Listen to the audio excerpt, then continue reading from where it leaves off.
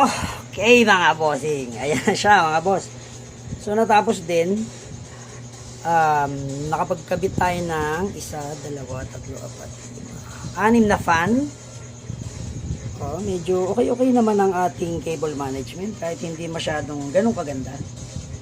At least nagawa natin ang paraan mga bossing. Wait lang ha.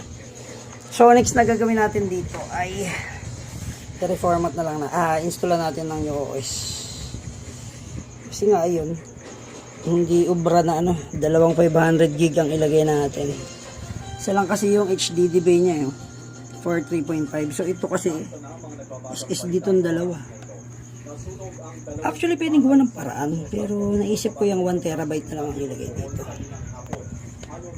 So ayan na siya. Tingnan natin kung gagana. So next project natin dito mga bossing, ito cooler, papalitan natin yan.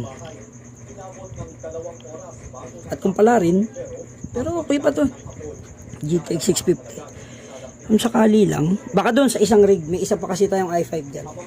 So subukan naman natin ilagay yun sa sa kisig, sa rack na kisig case.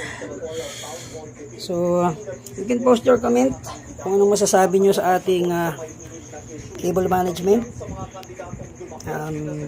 Kung meron ba tayong dapat i-improve pa dito.